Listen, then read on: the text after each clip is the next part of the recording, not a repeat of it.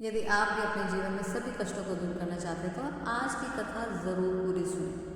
हफ्ते का पहला दिन यानी सोमवार भोलेनाथ को समर्पित होता है। इस दिन विशेष रूप से भगवान शिव पार्वती जी की पूजा अर्चना करने का विधान है। भोलेनाथ जो त्रिदेवों में से एक है, जो कई नामों से जाने जाते हैं, जैसे महादेव, शंकर, रुद्र, नीलकंठ और गंगाधर। भगवान शिव को देवों के देव भी कहा जाता है, जो संहार के देवता भी माने जाते हैं। सोमवार के दिन शिव जी की पूजा करना बहुत ही शुभ माना जाता है। कहा जाता है कि जो भक्त सच्चे मन से इस दिन शिव जी की आराधना करते हैं, उनकी सारी मनोकामनाएं पूरी होती हैं। इसके अलावा इस दिन पूजा के समय शिव जी की आरती करना, शिव मंत्रों का जाप करना और शिव चालीसा का पाठ करना भी बहुत महत्वपूर्ण माना गया है। आइए सबसे पहले जानते हैं सोमवार का व्रत करने की विधि। सोमवार के व्रत में शिव पार्वती जी का पूजन करना चाहिए। इस व्रत में भोजन व फल आहार पारण कोई खास नियम नहीं है। भोजन दिन में केवल एक ही बार करना चाहिए और पूजा के पश्चात कथा जरूर सुननी चाहिए। आइए अब सुनते हैं अत सोमवार व्रत कथा।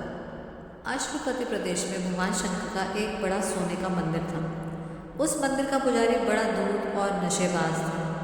जो लोग मंदिर में भगवान के दर्शन के लिए आते थे, उनको पहले नशीली चीज़ें खिला देता और फिर उनके पैसे आदि सब छीन लेता। इस तरह वह प्रतिदिन पापों की ओर बढ़ता जाता था। एक दिन रात के समय भगवान शंकर और पार्वती जी घूमने निकले। जब पुजारी का ऐसा हाल देखा तो पार्वती जी ने अप्रसन्न होकर पूछा कि हे नीच, तूने मेरी पूजा जब तब त्याग पाप कमाना शुरू कर दिया। जा, तू मेरे शाप से कोढ़ी हो जा। पार्वती जी के शाप देने के साथ ही पुजारी कोढ़ी हो गया। फिर तो वह दुखी हो रोने और चिल्लाने लगा। शिव भगवत कृपा से देवनाएं भी पुजारी की यह दशा देखने आई और बोली, क्यों, तुम्हारा यह हाल क्यों हुआ? इस पर पुजारी ने रो रो कर अपना सारा किस्सा कह सुनाया। इस पर उन्होंने कहा, दया करके बोले कि हम तुम्हें एक उपाय बताती हैं, तू ध्यानपूर्वक सुन। 16 सोमवार का व्रत रखने से तेरा ये कोढ़ ठीक हो जाएगा और तू मुक्ति भी पाएगा। किसी एक सोमवार से व्रत आरंभ करो। पहले स्नान करके पवित्र वस्त्र धारण करो और अपने सामर्थ्य के अनुसार दान पुण्य करो। फिर आधा सेर गेहूं का आटा घी में भूनकर चूरमा बनाओ। फिर भगवान शंकर की मिट्टी की मूर्ति बनाओ। जब मूर्ति बन जाए तब शुद्ध जल से स्नान करा के दूध, दही, चावल, रोली, फल आदि प्रसाद और जनेऊ पहनाओ। फिर दंडवत करो। जब इतना काम कर लो तो पीछे एक भाग चूरमा भगवान शंकर के चरणों में अर्पित कर दो। हे प्रभु, आप अब की बार मेरा उद्धार कीजिए। अब मैं कान पकड़कर सौगंध खाकर प्रतिज्ञा करता हूँ कि आइंदा कभी पाप नहीं करूँगा। फिर ओम नमः शिवाय मंत्र की एक माला जाप करें। शिव जी की प्रतिमा जल में विसर्जित करें। प्रतिमा विसर्जन के बाद जल में स्नान करें और बाकी बचे हुए चूरमा के 2 भागों में से एक भाग सांड को खिलावें और एक भाग एकांत में बैठकर खुद खाएं। इस प्रकार जब 16 सोमवार व्रत कर चुके तो 17वें सोमवार को पहले से 10 गुना चूरमा बनाएं। देव पूजा करने के पश्चात ब्राह्मण और गरीब तथा छोटे छोटे बच्चों को भोजन कराएं। हे पुजारी, ऐसा करने से सब पुरुषों और स्त्रियों का शारीरिक कष्ट दूर होता है और सुख शांति, धन धान्य तथा संतान की वृद्धि होती है। सब इच्छाएं पूरी होती हैं, मुक्ति मिलती है। पर एक बात याद रखना, तू सावधान होकर सुन और गांठ बांध ले। जो कोई व्रतधारी इन 17 सोमवारों के बीच किसी से झगड़े या झूठ बोले, पाप दृष्टि रखे, झूठे मुंह सो जाए, किसी को दुख दे, दोष ग्रहण करे, तो वह सुख के बजाय दुख पाता है और व्रत का फल बेकार जाता है। देवंगाएं ऐसा उपदेश देकर अंतर्धान हो गई और पुजारी ने शांति के साथ पवित्र विचारों के साथ 16 सोमवारों का विधि पूर्वक व्रत रखा। इस व्रत के प्रारंभ से पुजारी को कोढ़ दूर हो गया, सोने के समान सुंदर शरीर हो गया और हर तरीके का सुख प्राप्त हुआ। एक दिन अत्यंत निर्धन व दुखी ब्राह्मण पुजारी के पास आकर कहने लगा, महाराज, मैं बेहद दुखी हूँ, आपकी सेवा में आया हूँ, आप मेरी सहायता कीजिए। जब उस ब्राह्मण ने अपना बाकी का बचा हाल सुनाया तो पुजारी को उस पर अत्यंत क्रोध आया, तो उसने उसको बहुत लताड़ा, खूब खरी खोटी सुनाई। जब तरस आया तो उसने कहा, भाई, पहले मैं भी तेरी तरह ही था और अत्यंत दुखी था। रात दिन नशे के धुत में रहता था, पाप कर्म में लगा रहता था, लेकिन 16 सोमवार के व्रत करने से मेरी दशा बदल गई। और विचार भी बदल गए। अतः तुम्हें जिस प्रकार समझाता हूँ उसी प्रकार विधि पूर्वक व्रत करो, भगवान तुम्हारे सब दुख दूर करेंगे। ब्राह्मण पुजारी का आदेश पाकर अपने घर लौट गया और वहां जाकर विधि पूर्वक सोमवार के 16 व्रत पूरे किए। इसके पश्चात वह एक दिन किसी काम से नगरपुर गया तो वहां रूपवती तथा साक्षात लक्ष्मी स्वरूप राजकुमारी का स्वयंवर रचा जाना था। राजा ने घोषणा कर रखी थी कि मेरी हथिनी जिस व्यक्ति के गले में माला डाल देगी उसी के साथ मैं राजकुमारी का विवाह करके आधा राजपाट दे दूंगा। ब्राह्मण भी तमाशा देखने से विचार कर राजमहल में पहुंच गया। अब भगवान की लीला देखिए। राजा की हथिनी ने सूंड में माला लेकर उस ब्राह्मण के गले में माला डाल दी और उसको प्रणाम किया। राजा ने अपनी प्रतिज्ञा अनुसार राजकुमारी का विवाह उस ब्राह्मण के साथ कर दिया और राजपाट उसको दे दिया। ब्राह्मण सुखपूर्वक फिर अपना जीवन व्यतीत करने लगा और भगवत पूजा में लीन रहने लगा। एक दिन राजकुमारी ने अपने पति से पूछा, हे प्राणा, आप कौन सा ऐसा पुण्य किया आपने जिससे आपको राजपाट और इतना सुख प्राप्त हुआ है? तब ब्राह्मण ने अपना सारा हाल क्या सुनाया।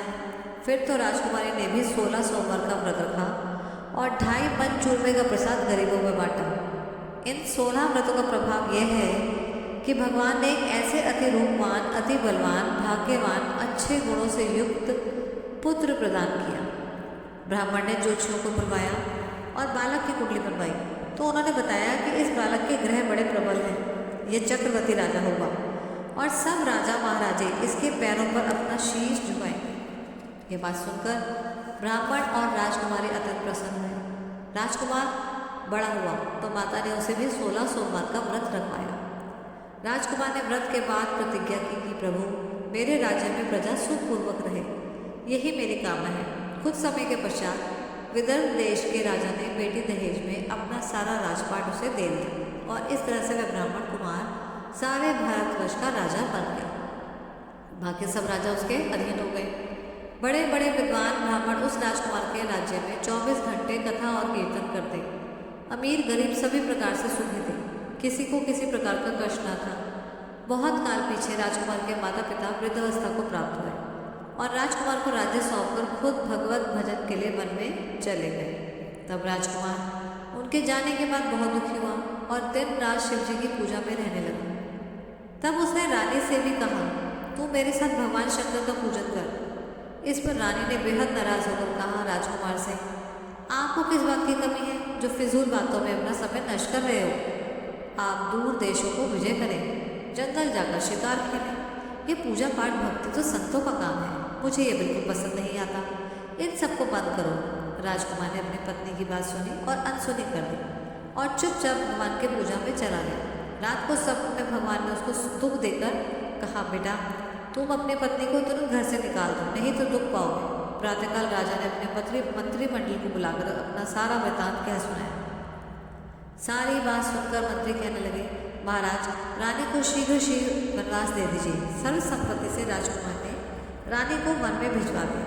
तब रानी जंगल में मारी मारी फिरने लगी और गरीबी भी इस तरह उसे कष्ट पहुंचाने लगी। गर्मी सर्दी बरसात से भी उसको अपार दुख सहना पड़ा। कई साल में इसी प्रकार दुख भोगती रही। एक दिन एक धोबिन को उस पर दया आई, वह उसको अपने घर ले आई। धोबिन ने दोनों को मार मार के घर से बाहर निकाल दिया।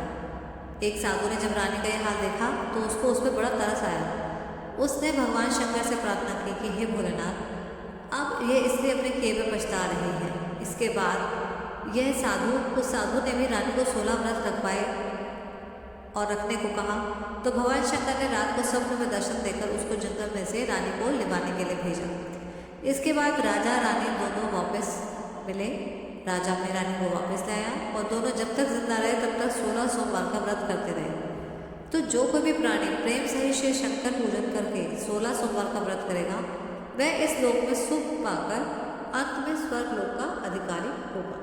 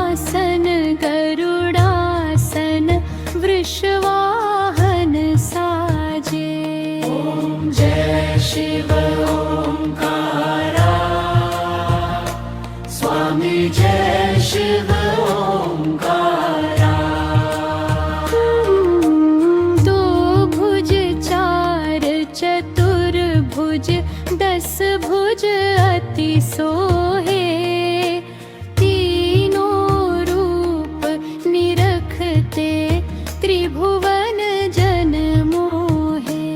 ओम जय शिव ओंकारा, स्वामी जय शिव ओंकारा। अक्षमाला वनमाला मुंडमाला धारी, त्रिपुरारी कंसारी करमाला धारी। ओम जय शिव ओंकारा, स्वामी जय शिव ओंकारा।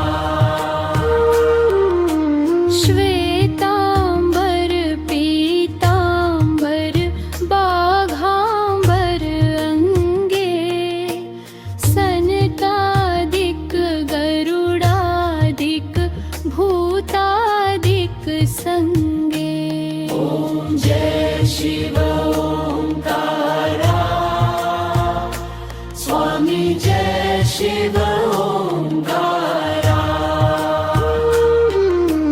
करके मध्य कमंडल चक्र त्रिशूलधारी, सुखकारी दुखहारी जगपालनकारी। ओम जय शिव ओंकारा, स्वामी जय शिव ओंकारा।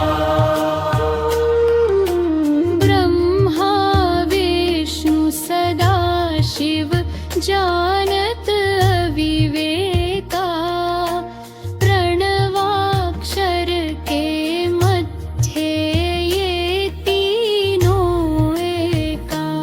ओम जय शिव ओंकारा, स्वामी जय शिव ओंकारा।